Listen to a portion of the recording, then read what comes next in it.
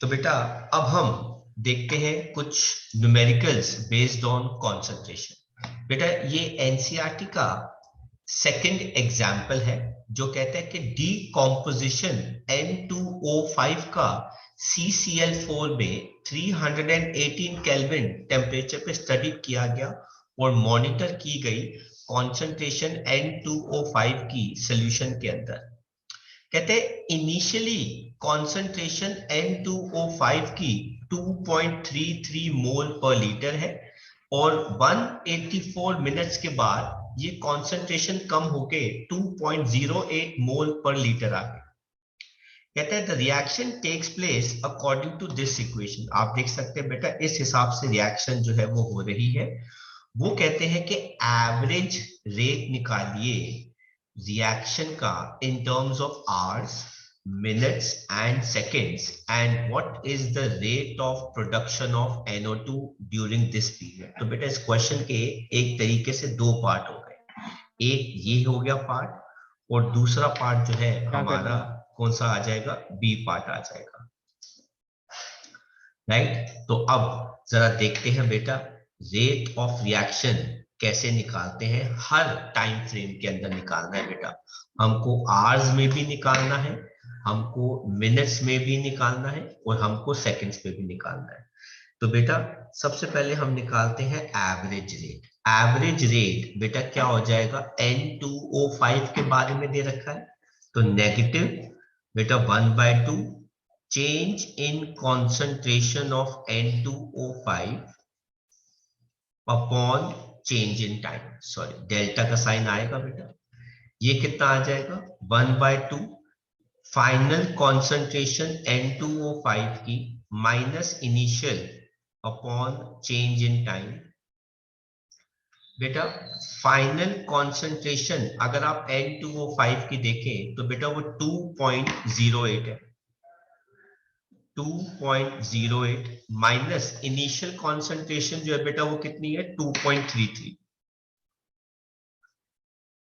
Divided by time कितना दे रखा है बेटा 184। बेटा ये जो टाइम है बेटा वो मिनट्स के अंदर है तो इसका यूनिट आ जाएगा मोल पर लीटर पर मिनट। तो बेटा आप इसको अगर सॉल्व करेंगे तो हमारे पास ये वैल्यू आ जाएगी -½ इंटू बेटा ये आ जाएगा माइनस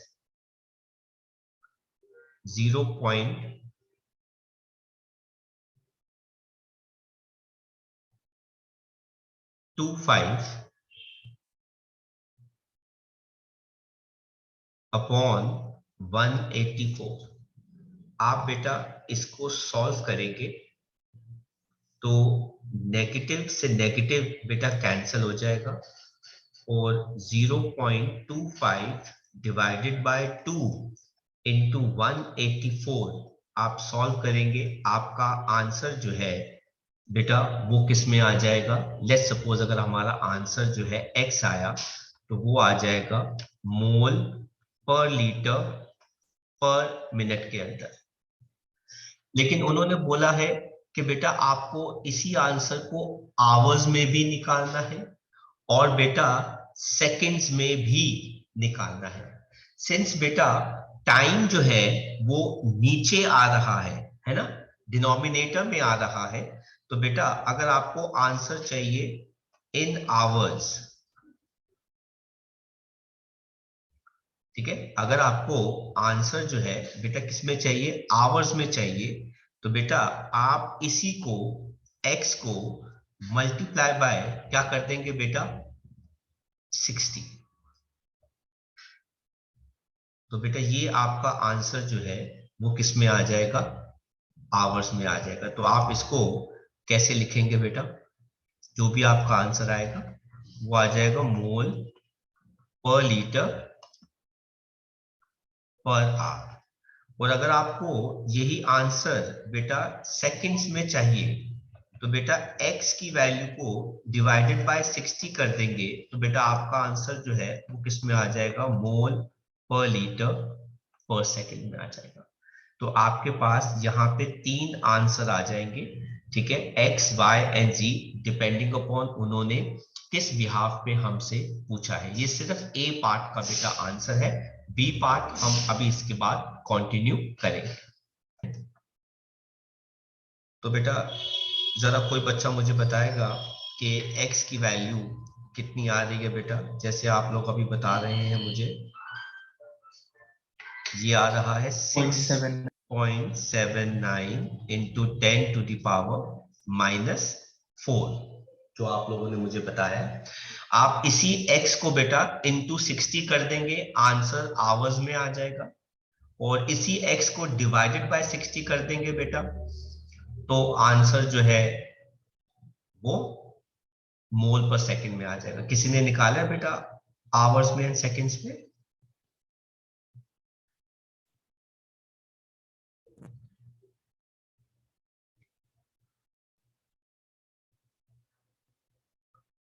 ठीक है, चलो फिर हम ऐसा करते हैं बेटा, अगर आपने कॉपी कर लिया तो हम इसके बी पार्ट की बात करते हैं। ठीक है, तो बी पार्ट के लिए बेटा मुझे एक चीज की जरूरत पड़ेगी। ठीक है, मैं नीचे का पार्ट जो है बेटा वो रब कर रहा हूं।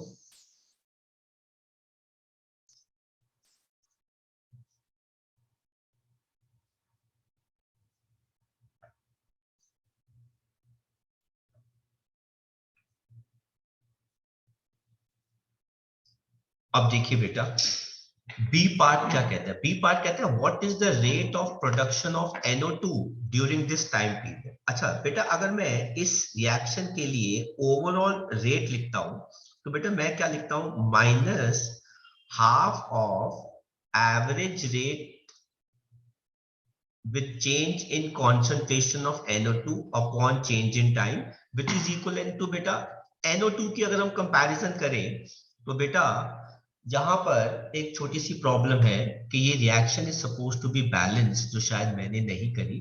4 2 8 तो 4 आना चाहिए बेटा। प्लीज काइंडली चेक बेटा, देयर इज अ करेक्शन, ये रिएक्शन बैलेंस होनी चाहिए, इसीलिए ये आ जाएगा बेटा 1/4 change in comp off NO2 upon change in time. अब बेटा इन दोनों की वजह से मेरे पास रिएक्शन का रेट आ गया, ये है बेटा रेट। और अब बी पार्ट सॉल्व करने के लिए बेटा मैं क्या कर रहा हूं, मैं अब रेट और इन दोनों को इक्वेट कर दूंगा। कैसे? ये देखिए बेटा, नाउ रेट क्या हो जाएगा, it is 1/4 change in molar comp of NO2 upon change in time।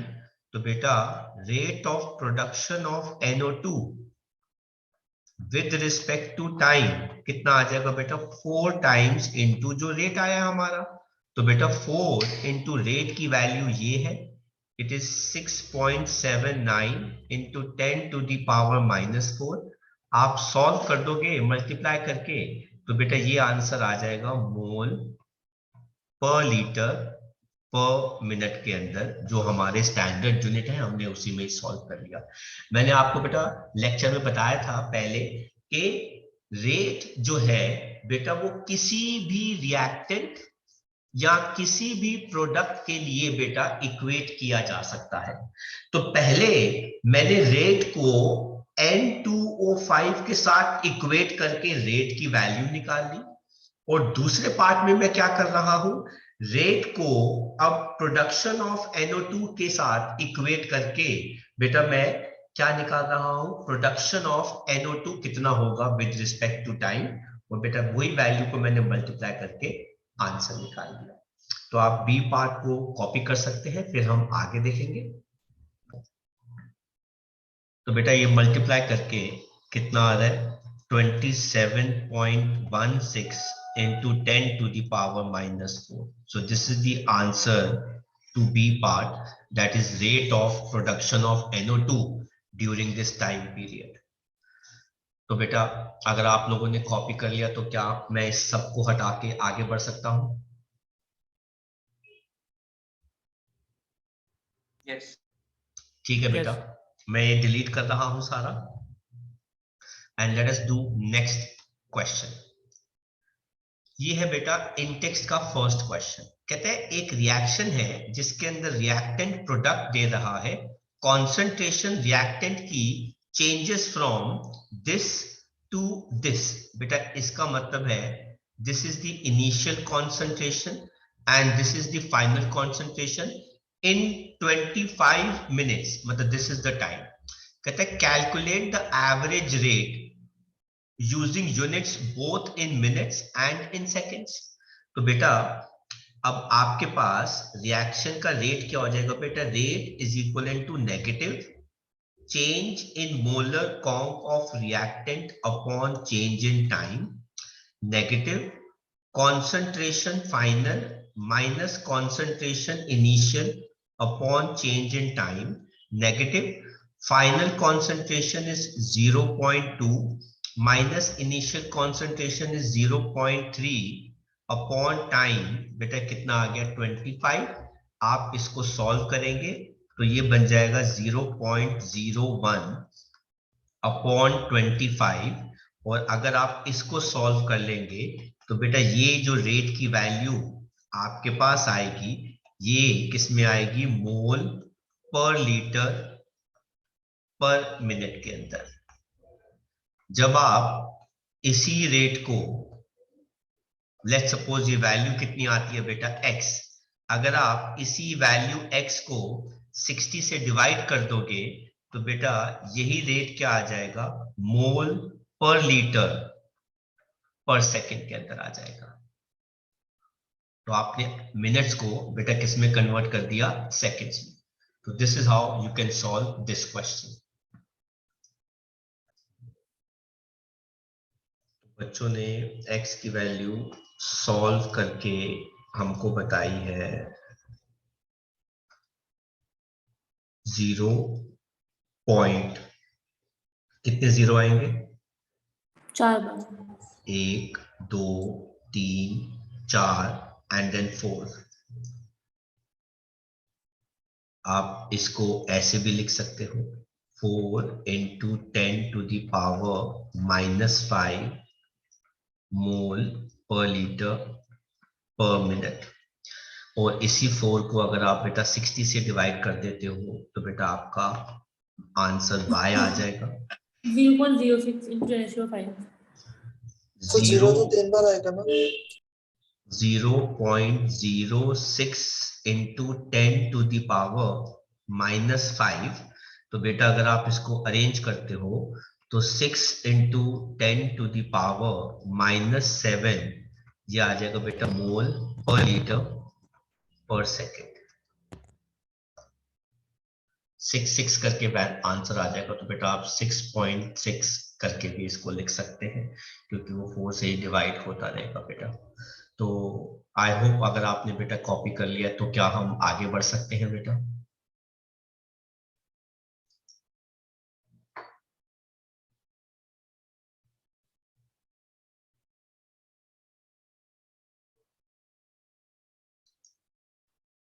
ठीक है बेटा, हम आगे बढ़ रहे हैं नेक्स्ट क्वेश्चन पे।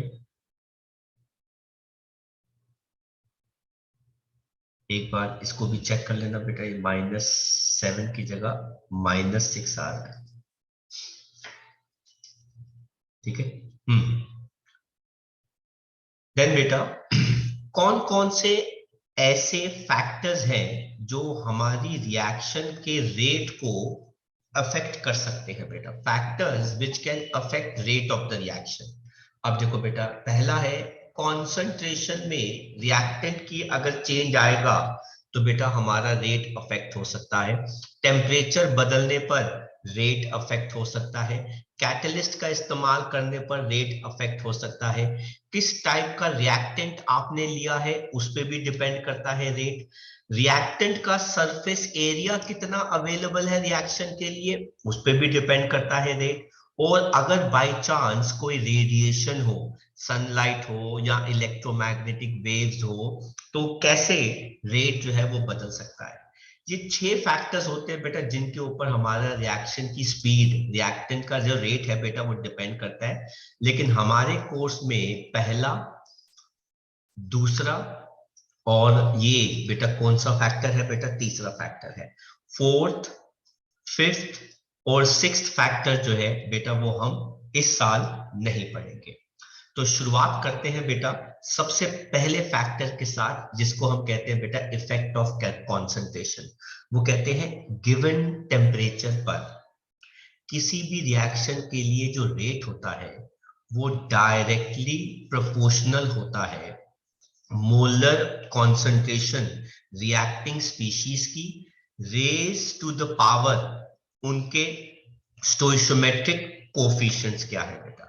ये देखो बेटा, मैंने आपको इन जनरल एक रिएक्शन दे दी, तो बेटा इस रिएक्शन के लिए मुझे रेट कैसे लिखना पड़ेगा बेटा। Rate of the reaction is directly proportional to product of molar concentration of A, molar concentration of B, molar concentration of C raise to the power उनके स्टोइशियोमेट्रिक कोफिशिएंट्स।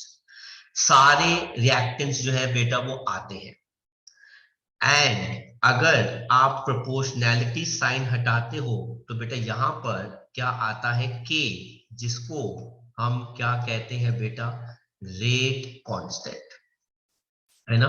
तो ये जो के है इसको हम क्या कहते हैं बेटा रेट कांस्टेंट। फिर वो हमसे पूछते हैं कि sir define rate constant, rate constant को डिफाइन करो। तो बेटा रेट कांस्टेंट के जो है ना, रेट कांस्टेंट के जो है बेटा वो रिएक्शन के रेट के ही बराबर होता है जब कॉन्सेंट्रेशन सारे रिएक्टेंट्स की बेटा कितनी होती है, 1 होती है, यूनिटी होती है बेटा।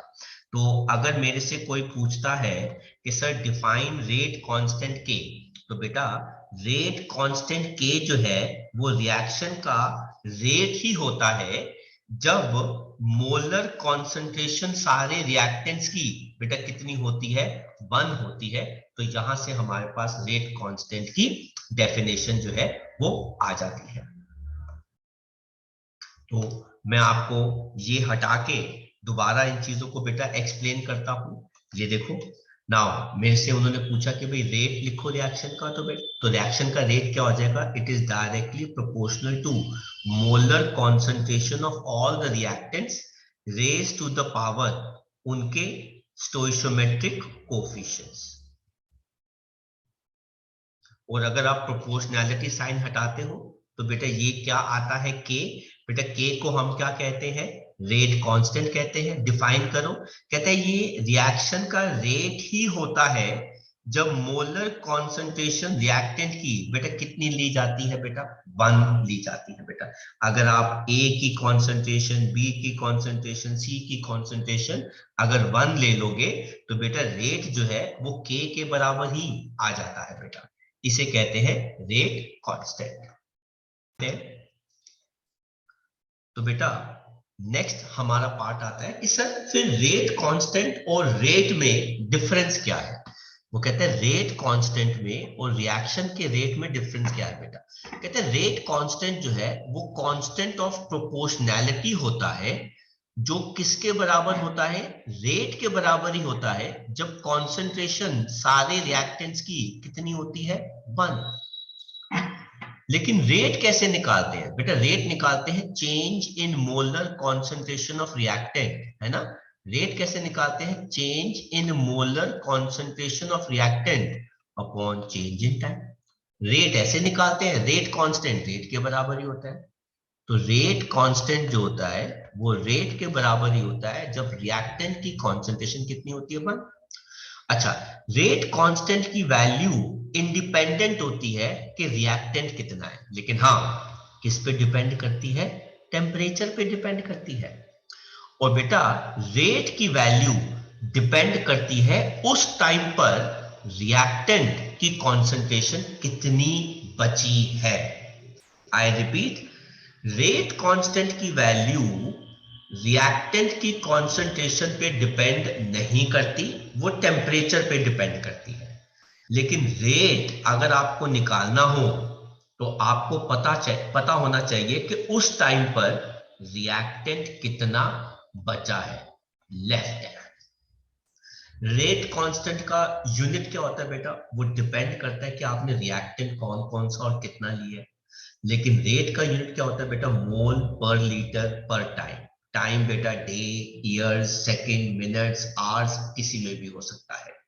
लेकिन रेट कांस्टेंट में रिएक्टेंट कौन कौन सा है और कितना है उस पे डिपेंड करता है कि यूनिट जो है बेटा वो रेट कांस्टेंट का क्या होगा। इसलिए बेटा रेट कांस्टेंट के यूनिट बदलते रहते हैं, अलग अलग होते हैं लेकिन रेट ऑफ रिएक्शन निकालने का यूनिट जो होता है बेटा वो हमेशा क्या रहता है? सेम रहता है। यहां पर एक छोटी सी हमारी डेफिनेशन आती है, रेट लॉ। याद है बेटा हमने एक रिएक्शन लिखी थी, A moles of A plus B moles of B plus C moles of C give us product। तो इसके लिए हमने रेट लिखा था। रेट कैसे लिखा था? Rate constant into molar concentration के प्रोडक्ट रिएक्टेंट के रेज टू द पावर इनके स्टोइकियोमेट्रिक कोफिशिएंट। इस एक्सप्रेशन को बेटा हम क्या कहते हैं? Rate law. इस एक्सप्रेशन को बेटा हम क्या कहते हैं? Rate law. तो अब हमसे अगर कोई डिफाइन करे, पूछे कि सर रेट लॉ क्या होता है, कहते हैं ये वो एक्सप्रेशन होता है जो रिएक्शन के रेट को डिटरमाइन करता है। किस टर्म्स में? मोलर कॉन्सेंट्रेशन रिएक्टेंट्स की रेज टू द पावर उनके स्टोइकियोमेट्रिक कोएफिशिएंट्स।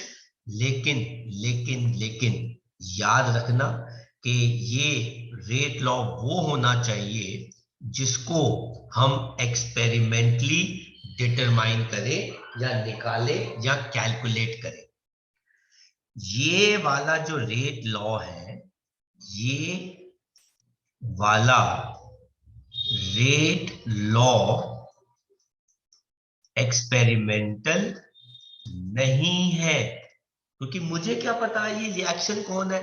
मैंने तो बेटा एक हाइपोथेटिकल रिएक्शन ले ली है, ठीक है। तो हाइपोथेटिकल रिएक्शन से जब आप रेट निकालते हैं तो बेटा उसको हम क्या कहते हैं? Rate law according to law of conservation of mass. अगर रिएक्शन की शक्ल देखकर आप रेट लॉ का एक्सप्रेशन बनाते हैं तो बेटा उस रेट लॉ को हम कहते हैं according to law of conservation of mass, और वो एक्सपेरिमेंटल रेट लॉ नहीं होता। जो एक्चुअल रेट लॉ होता है बेटा वो किसी पर्टिकुलर रिएक्शन को एक्सपेरिमेंटली स्टडी करके निकाला जाता है। और बेटा किस रिएक्शन का रेट लॉ क्या होगा, कैसे निकालेंगे, उसके बारे में अब हम बात कर रहे हैं। तो मेरी बात अब ध्यान से सुनना। मैंने आप सब बच्चों को एक रिएक्शन दे दी यहां पर, जिसमें आप देख सकते हैं कि 2 मोल्स ऑफ NO2 कंबाइन करता है F2 के साथ, ताकि वो क्या दे दे? 2 मोल्स ऑफ NO2F। मैंने बच्चों को बोला कि बेटा इस रिएक्शन के लिए ध्यान से सुनिए मैं क्या कह रहा हूं। मैंने बच्चों को बोला इस रिएक्शन के लिए रेट लॉ लिखो। बच्चे फटाफट रेट लॉ कैसे लिखेंगे? रेट रिएक्शन का, it is equal to rate constant into NO2 की concentration raise to the power 2 into F2 की concentration raise to the power 1। ये जो आपने रेट लॉ लिखा है बेटा, वो रिएक्शन की शक्ल देख के लिखा है, वो रिएक्शन को देख के लिखा है, इसीलिए ये रेट लॉ कैसे आएगा? अकॉर्डिंग टू लॉ ऑफ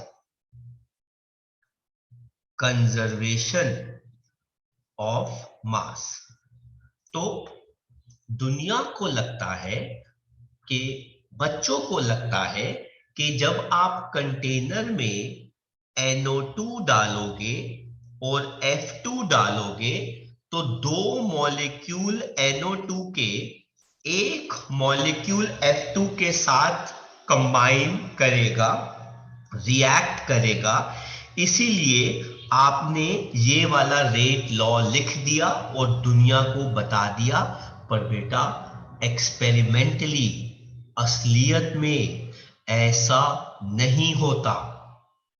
जब कंटेनर में NO2 और F2 प्रेजेंट होता है, ध्यान से सुनना मेरी बात, हमने एक्सपेरिमेंटली देखा कि एक NO2, आई रिपीट, एक NO2 बेटा कंबाइन करता है एक F2 के साथ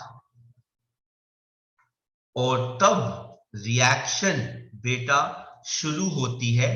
इसको हम कहते हैं rate law according to experiment. तो बेटा मेरी बात ध्यान से सुनना, जब हम किसी भी रिएक्शन को लिखते हैं तो बच्चे उस रिएक्शन में जो जो रिएक्टेंट्स है NO2 और F2, उनके हिसाब से एक रेट लॉ का एक्सप्रेशन बना देते हैं।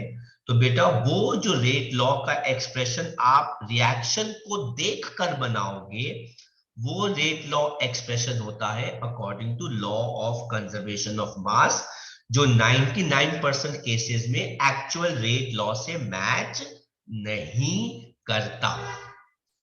लेकिन ये जो रेट लॉ आप लिखते हो या आप बताते हो, इसका मतलब क्या होता है? इसका मतलब ये होता है कि दो मॉलिक्यूल NO2 के, तभी तो बेटा मैंने यहां पे 2 लिखा है, दो मॉलिक्यूल NO2 के एक मॉलिक्यूल F2 के साथ कंबाइन करता है, पर असलियत में ऐसा नहीं होता। हमने जब इस रिएक्शन को इन्वेस्टिगेट किया तो पता लगा एक मॉलिक्यूल NO2 का सिर्फ एक मॉलिक्यूल F2 के साथ कंबाइन करता है, तो वो है असली रेट लॉ, जिसको हम बेटा कैसे लिखते हैं? Determined experimentally. अब क्वेश्चन में या तो टीचर को या क्वेश्चन पूछने वाले को आपको असली रेट लॉ बताना पड़ेगा, या फिर उसको कोई ना कोई इनडायरेक्ट तरीके से पूछना पड़ेगा। और वो पूछेंगे कैसे, वो बताएंगे कैसे, उसके ऊपर हमारे पास एक टॉपिक है अभी करने वाला। तो आपको कुछ भी यहां से कॉपी करना हो आप कॉपी कर सकते हैं, किसी का कोई डाउट हो तो वो पूछ सकते हैं। ठीक है बेटा, तो ये देखिए, जैसे कि हम इस रिएक्शन की बात कर रहे हैं जो हमको दी गई है, ठीक है, ये एक असली रिएक्शन है। इसका अगर हम रेट एक्सप्रेशन लिखते हैं इस रिएक्शन को देखकर, देखो NO2 ये रहा, इसका जो 2 है वो इसकी stoichiometric coefficient raise to the power बन गया, F2 ये बन गया। इसे कहते हैं rate law expression according to law of conservation of mass. हमको ये वाला रेट लॉ नहीं चाहिए होता है बेटा, हमको चाहिए होता है एक्सपेरिमेंटल रेट लॉ। जब हम एक्सपेरिमेंटली इस रिएक्शन को करते हैं बेटा, तो हमने देखा है कि 1 molar concentration of NO2 combine करती है बेटा 1 मोलर कॉन्सेंट्रेशन ऑफ F2 के साथ। ये होता है बेटा असली रेट लॉ डिटरमाइंड एक्सपेरिमेंटली। तो हम इसको लिखना जो है वो प्रेफर करते हैं। अब या तो टीचर को आपको ये वाला एक्सपेरिमेंटल रेट लॉ बताना पड़ेगा, नहीं तो वो इनडायरेक्ट आपसे इसके बारे में पूछेंगी। और वो कैसे पूछेंगी? वो पूछेंगी आगे के स्टेप में। बट आगे पढ़ने से पहले जरा हम देखते हैं बेटा एक छोटा सा टॉपिक जिसका नाम है मॉलिक्यूलैरिटी ऑफ रिएक्शन। बेटा मॉलिक्यूलैरिटी को अगर हम डिफाइन करते हैं तो बेटा कितने रिएक्टिंग स्पीशीज मतलब एटम्स या आयंस जो हमेशा एक दूसरे के साथ कोलाइड करके रिएक्शन कैरी करती हैं बेटा, उसे कहते हैं मॉलिक्यूलैरिटी। तो बेटा किसी रिएक्शन को कैरी करने में कितने मॉलिक्यूल्स एटम्स या आयंस आपस में कोलाइड करेंगे उसे कहते हैं मॉलिक्यूलैरिटी। अगर कोई रिएक्शन एक स्टेप में होती है तो इसका मतलब होता है उसमें जितने भी रिएक्टेंट्स होंगे सब इन्वॉल्व होते हैं। ऐसी रिएक्शंस को बेटा हम कहते हैं एलिमेंट्री रिएक्शन। एलिमेंट्री रिएक्शन वो रिएक्शन होती है जो एक स्टेप में होती है, नो मैटर जितने मर्जी उसके अंदर रिएक्टेंट्स क्यों ना हो। जैसे बेटा आप ये देख सकते हो बेटा, इस रिएक्शन के अंदर सिर्फ एक ही मॉलिक्यूल इन्वॉल्व है, इसीलिए इसकी मॉलिक्यूलैरिटी बेटा कितनी हो गई? 1। इस रिएक्शन के अंदर बेटा 2 मॉलिक्यूल्स इन्वॉल्व है, इसकी मॉलिक्यूलैरिटी बेटा कितनी हो गई? बायमॉलिक्यूलर। इसके अंदर 2 इधर और 1 इधर, तो बेटा ये क्या हो गई? ट्राइमॉलिक्यूलर हो गई। लेकिन अगर कोई रिएक्शन 2 स्टेप में या 2 से ज्यादा स्टेप में होती है बेटा, उन रिएक्शंस को हम क्या कहते हैं बेटा? Complex reactions. तो बेटा टाइप ऑफ रिएक्शंस हमारे पास 2 कैटेगरी आ गया, एक एलिमेंट्री रिएक्शन और दूसरी होती है बेटा कॉम्प्लेक्स रिएक्शन। एलिमेंट्री रिएक्शन एक स्टेप में होती है और कॉम्प्लेक्स रिएक्शन जो होती है बेटा वो मल्टी स्टेप के अंदर होती है, मतलब 2 या 2 से ज्यादा स्टेप्स के अंदर होती है बेटा। अब देखो बेटा, द बिलो रिएक्शन जो मैं लिखने वाला हूं बेटा, उसका ऑर्डर 10th नहीं हो सकता, मतलब मॉलिक्यूलैरिटी 10 नहीं हो सकती, है ना। ये हो गया बेटा एक मॉलिक्यूल, ये हो गया 6 7, ये हो गए 3 बेटा 10। तो आपको क्या लगता है कि 10 मॉलिक्यूल आपस में जुड़ेंगे बेटा? नो। तो बेटा ये 10th ऑर्डर की नहीं है, असलियत में इसका ऑर्डर कितना होता है बेटा? Second order. और बेटा याद रखना मॉलिक्यूलैरिटी, क्योंकि बेटा ये जो रिएक्शन है ये मल्टी स्टेप रिएक्शन है। तो बेटा मल्टी स्टेप के अंदर जो मॉलिक्यूलैरिटी होती है वो हर एक स्टेप की होती है बेटा। अगर कोई रिएक्शन 2 स्टेप में हो रही है तो आप बेटा स्टेप 1 की मॉलिक्यूलैरिटी अलग लिखेंगे, स्टेप 2 की मॉलिक्यूलैरिटी अलग लिखेंगे, स्टेप 3 की मॉलिक्यूलैरिटी अलग लिखेंगे। और बेटा ऐसा नहीं होता फिर बाद में हम उन सबको ऐड कर देंगे। No no no no no no no. एक रिएक्शन अगर अलग अलग स्टेप में हो रही है तो बेटा हर स्टेप एक रिएक्शन ही तो है, इसीलिए हर स्टेप की अपनी एक पर्सनल मॉलिक्यूलैरिटी होती है बेटा। तो मॉलिक्यूलैरिटी कभी भी ओवरऑल नहीं होती। एक रिएक्शन एक स्टेप में होगी तो उसकी मॉलिक्यूलैरिटी उस हिसाब से होगी। ये तीनों रिएक्शंस, ठीक है ना बेटा, आपको पता है एलिमेंट्री रिएक्शंस है।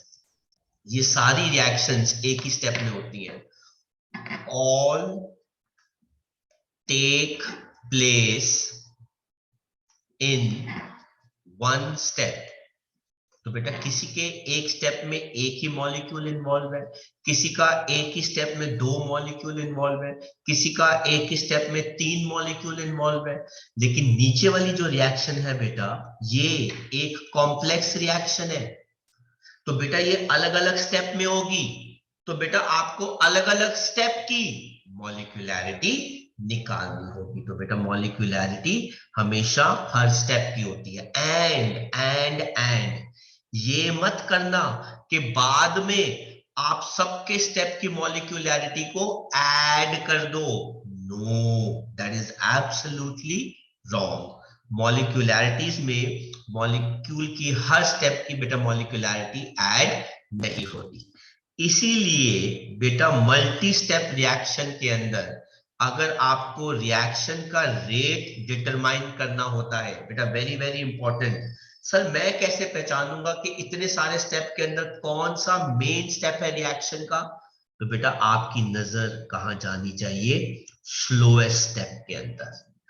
ये जो स्लोएस्ट स्टेप होता है ना बेटा, ये सब कुछ बताता है। ये स्लोएस्ट स्टेप रिएक्शन का मैकेनिज्म भी बताता है, और ये जो स्लो स्टेप है रिएक्शन का बेटा रेट भी बताता है, और ये जो स्लो स्टेप है रिएक्शन का बेटा ऑर्डर भी बताता है। सारी इंफॉर्मेशन एक रिएक्शन के बारे में बेटा उसके स्लोएस्ट स्टेप से पता चलती है, जो एक्चुअली में साइंटिस्ट को या केमिस्ट को बेटा फाइंड करना पड़ता है, लेकिन बच्चों को हमें सिर्फ बताना पड़ता है कि इस पूरी राम कहानी के अंदर जो मेन स्टेप है बेटा वो स्लो स्टेप होता है। एक बार अगर आपने इसको पहचान लिया तो बेटा आप पूरी इंफॉर्मेशन आराम से किसी भी रिएक्शन के बारे में बता सकते हैं या फिर निकाल सकते हैं। तो अब एक एक करके हम इसके कॉन्सेप्ट को और अच्छे से समझेंगे।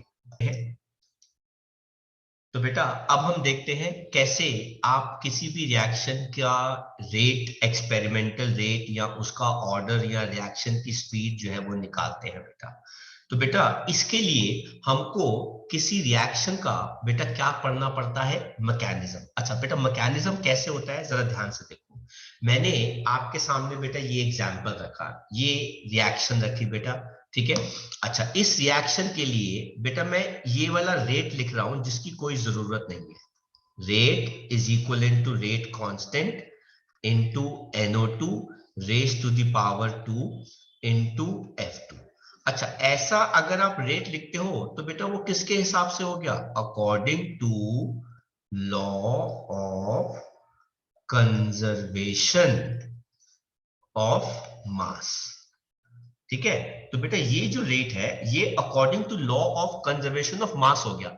लेकिन मेरी बात ध्यान से सुनो, लेकिन साइंटिस्ट ने कहा इस रिएक्शन के अंदर जो सबसे मेन स्टेप है उससे हमें पता लगा कि रिएक्शन का जो रेट है एक्चुअल वो क्या है? NO2 और वो क्या है? F2। ये बेटा क्या हो गया? ये हो गया एक्सपेरिमेंटल रेट लॉ। ये बेटा क्या हो गया? Experimental rate law. सारी की सारी आगे की कहानी इसी से ही है बेटा। ये तो बेकार है, इसका तो कोई बेटा यूज है ही नहीं बेटा, ये तो ऐसे फॉर्मेलिटी के लिए दे रखा है। अब देखो बेटा इससे मैं क्या क्या पता लगा सकता हूं, ध्यान से बेटा कॉन्सेप्ट को देखना, मैं क्या क्या पता लगा सकता हूं। सबसे पहले तो बेटा इस रेट के अंदर जो जो रिएक्टेंट लिखे हुए हैं बेटा आप उनको लिख दो, जितने जितने भी हैं वो सब लिख दो। तो जैसे ही आप ये सब लिखोगे बेटा याद रखना ये वाला स्टेप जो है वो स्लो होगा, और इसके आगे लिख देना स्टेप 1, ठीक है। एक्सपेरिमेंटल रेट लॉ में जो जो रिएक्टेंट होंगे उन सबको आप लिख देना एक्सपेरिमेंटल रेट लॉ के अंदर, और बेटा एरो बना के क्या लिख देना बेटा? Slow step. स्लो स्टेप का मतलब होता है रेट यही डिटरमाइन करता है, रेट डिटरमाइनिंग स्टेप। तभी तो बेटा मैंने यहां पे इसी स्टेप की वजह से तो मैंने ये लिखा था, क्योंकि मेन स्टेप ये था कि जब NO2 1 और F2 1 आपस में कोलाइड नहीं करेंगे आगे की कहानी शुरू नहीं होगी। और बेटा इन दोनों को कंबाइन करके क्या आप कोई प्रोडक्ट बना सकते हैं? आई रिपीट, इन दोनों को कंबाइन करके क्या आप कोई प्रोडक्ट बना सकते हैं? Answer is yes. मैं इन दोनों को कंबाइन करके ये बना सकता हूं, पर इसके अलावा एक F एटम मेरा बच जाएगा। अगर मैं NO2 को और F2 को आपस में जोड़ देता हूं तो उसमें से मैं प्रोडक्ट तो बना लूंगा, लेकिन जो फालतू बच जाएगा वो F एटम बच जाएगा। कोई ऐसी बात नहीं, जो चीज फालतू बच गई उसको दोबारा ले आओ नीचे। स्टेप 2 के अंदर जो चीज फालतू है उसको स्टेप 2 में ले आओ। सर ले आए हम। और अब देखो रिएक्शन में, ऊपर देखो बेटा, अब आ जाओ, अब देखो रिएक्शन में कौन कौन सी चीज यूज हो गई। सर एक F2 यूज हो गया, एक NO2 यूज हो गया, क्या बच गया? एक NO2। वेरी गुड, क्या बच गया? एक NO2 बच गया। अगर एक NO2 बच गया तो बेटा आप इनको कंबाइन कर दोगे तो बेटा NO2F आपके पास आ जाएगा। जब आपके पास ये दोनों आ जाएंगी तो बेटा आप रिएक्शन को ये कैंसिल कर दोगे। इसको बेटा हम क्या कहते हैं? फास्ट। अब आप इन दोनों को ऐड करो तो बेटा आपके पास क्या आ जाएगा? 2NO2, साथ में क्या आ जाएगा बेटा? F2, और ये आ जाएगा बेटा 2NO2F। तो बेटा हाँ जी तो बेटा, NO2F नहीं कटेगा? क्या चीज? नहीं बेटा, वो तो सेम NO2। साइड पे है ना बच्चे। अच्छा सेम ओके। साइड पे कैसे कटेगा ना वो? सर स्टेप 2 एक बार रिपीट कर दोगे? बेटा NO2 कहाँ पर, NO2 कैसे आया? F तो बेटा ठीक है दो, वो। ये देखो ना आप, हमारे पास 2 NO2 थे, उन दो में से एक तो ये यूज हो गया, एक बच गया, वो बेटा हमने यहां पे यूज कर लिया। मुझे लॉ भी तो पूरा कंप्लीट करना है ना, कि जितने एटम्स मैंने लिए थे इनिशियली उतने एटम्स मुझे लेने हैं और फाइनली भी मेरे पास उतने होने चाहिए।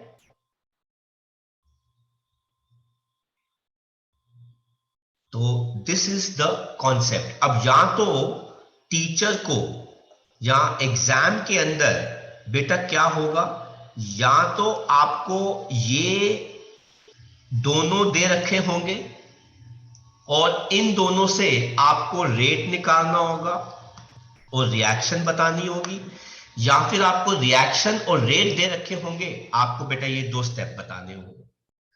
तो दोनों में से कोई एक चीज आपको दे रखी होगी और दूसरी चीज जो है वो निकालनी होगी। आई रिपीट, या तो आपको मेन रिएक्शन और एक्सपेरिमेंटल रेट दे रखा होगा जिससे आप दोनों स्टेप निकाल सकते हैं, या फिर आपको दोनों स्टेप दे रखे होंगे जिससे आप रिएक्शन और रेट एक्सपेरिमेंटल जो है बेटा वो निकाल सकते हैं।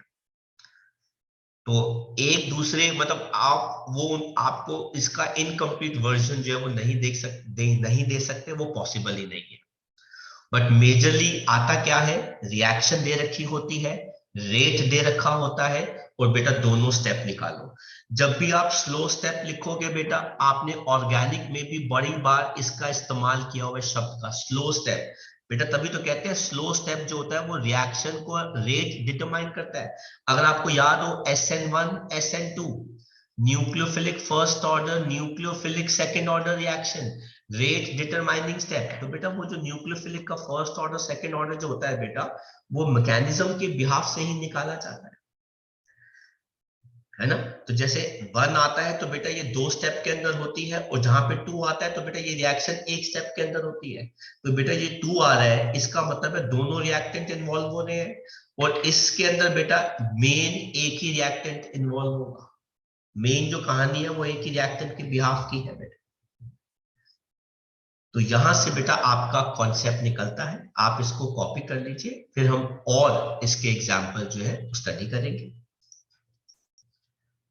लेट अस टेक बेटा वन अनदर एग्जाम्पल। ये तो हमने पढ़ लिया बेटा।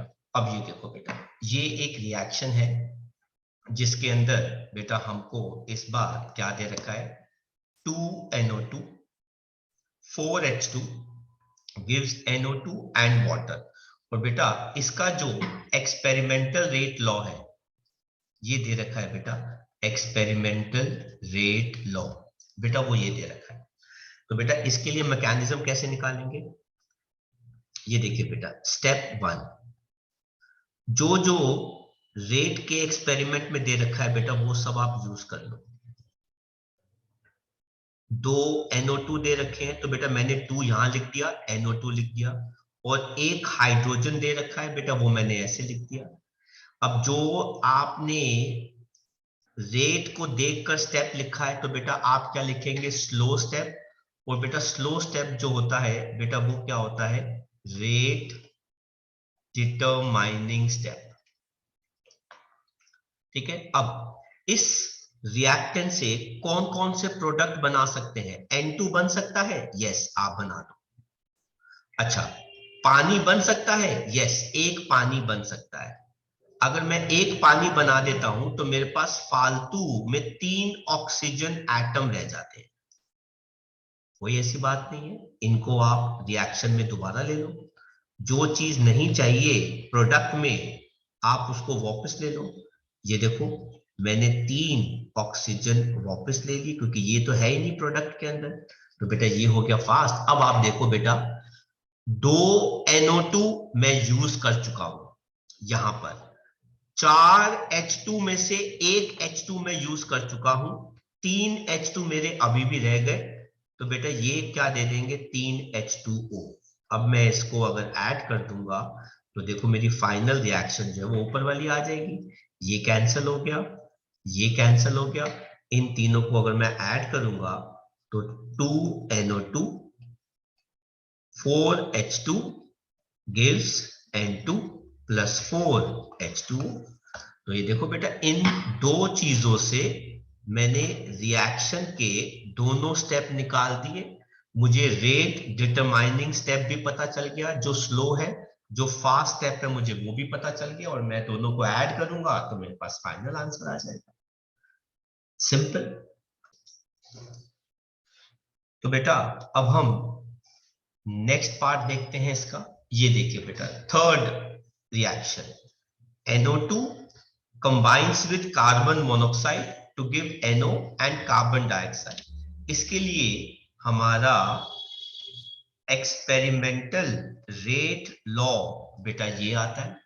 अब अगर एक्सपेरिमेंटल रेट लॉ हमारा ये आता है तो बेटा इससे हम पहले क्या निकाल देंगे, स्टेप 1। स्टेप 1 के अंदर जो जो एक्सपेरिमेंटल रेट में रिएक्टेंट दे रखे हैं आप वो सारे ले लो। इसके अंदर सिर्फ 2 NO2 दे रखे हैं बेटा। ये कौन सा स्टेप हो जाएगा, स्लो स्टेप। अच्छा, अब आप ध्यान से देखो, इससे आप कौन कौन सा प्रोडक्ट बना सकते हो। देखो बेटा, प्रोडक्ट में तो यही 2 है। कार्बन डाइऑक्साइड तो बन ही नहीं सकता क्योंकि कार्बन है ही नहीं। तो बेटा मैं इसमें से क्या बना सकता हूं, NO बना सकता हूं। और बेटा क्या बच गया, एक N और 3 ऑक्सीजन मेरे बेटा बच गए। तो बेटा ये कौन सा स्टेप हो जाएगा, रेट डिटरमाइनिंग स्टेप। ठीक है, अब जो जो बच गया उसको बेटा वापस ले लो स्टेप 2 के अंदर। जब मैं स्टेप 2 में उसको वापस ले लूंगा तो बेटा वो क्या आ जाएगा बेटा, NO3। और बेटा NO3 में से अब रिएक्टेंट में से कौन बच गया, कार्बन मोनोऑक्साइड बच गया। इन दोनों को मिलाकर ये तो मैं बना चुका हूं, बच गया कार्बन डाइऑक्साइड मैंने बना दिया। और इसके अलावा क्या बच गया, अगर मैं कार्बन डाइऑक्साइड बना लेता हूं तो NO2 मेरा बच गया। अब ध्यान से देखना बेटा क्या क्या कैंसिल हो रहा है इसमें से। अब ये देखो बेटा, एक तो NO3 से कैंसिल हो गया, और एक NO2 इससे कैंसिल हो जाएगा 2 से, क्योंकि बेटा रिएक्टेंट साइड पर सिर्फ एक ही NO2 है। तो बेटा अगर मैं इनको कंबाइन करूंगा तो NO2 plus carbon monoxide gives NO plus carbon dioxide. तो बेटा ये हो गया मेरा मैकेनिज्म इस रिएक्शन का। तो देखो बेटा, रेट लॉ कितना हेल्पफुल होता है रिएक्शन की कितनी सारी इंफॉर्मेशन बताने में। तो या तो हमको मैकेनिज्म दिया जाएगा ताकि हम ये पता लगा सके, या फिर हमको ये दिया जाएगा ताकि हम दोनों स्टेप्स मैकेनिज्म के पता लगा सके। ऐसा मिक्स मैच नहीं हो सकता, वो थोड़ा सा बेटा डिफिकल्ट बन जाता है। तो ये होता है कॉन्सेप्ट रेट लॉ का, आप कॉपी कर सकते हैं। तो बेटा बात करते हैं हमारे आगे के टॉपिक की। ये तो हमने बेटा डिस्कस कर लिया। अगला जो बेटा बहुत ही इंपॉर्टेंट टॉपिक है वो है ऑर्डर ऑफ रिएक्शन। याद है बेटा आपके पास एक रिएक्शन थी, याद है आपने उसका रेट लॉ लिखा था, लेकिन याद रखना बेटा वो कैसा होना चाहिए, बाय एक्सपेरिमेंटल। तो बेटा उसके अंदर जो जो स्टोइशियोमेट्रिक कोफिशिएंट्स आएंगे, आई रिपीट बेटा, एक्सपेरिमेंटल रेट लॉ में जो जो स्टोइशियोमेट्रिक कोफिशिएंट्स आते हैं बेटा, उनका सम जो होता है उसको बेटा हम क्या कहते हैं, ऑर्डर ऑफ रिएक्शन। ये ऑर्डर 0 भी हो सकता है, ये ऑर्डर होल नंबर भी हो सकता है, ये ऑर्डर बेटा फ्रैक्शन भी हो सकता है, ठीक है। पर ये बेटा क्या होना चाहिए, एक्सपेरिमेंटल होना चाहिए। तो बेटा ओवरऑल ऑर्डर बेटा क्या हो जाएगा, A plus B plus C, इसे कहते हैं बेटा ऑर्डर ऑफ रिएक्शन, ठीक है। मैं इसका डिफरेंस पढ़ाने से पहले आपसे मैं कुछ एग्जाम्पल्स बेटा पढ़ाना चाहूंगा। ये हमारे को बेटा रिएक्शन दे रखी है, ये देखो बेटा, ये रिएक्शन है, ठीक है। और इस रिएक्शन का बेटा जो एक्सपेरिमेंटल रेट लॉ है वो ये दे रखा है। तो बेटा इसके लिए ओवरऑल ऑर्डर बेटा क्या हो जाएगा, 1 प्लस 1। तो बेटा ये कितना आ जाएगा, 1 प्लस 1 कितना हो गया बेटा, 2।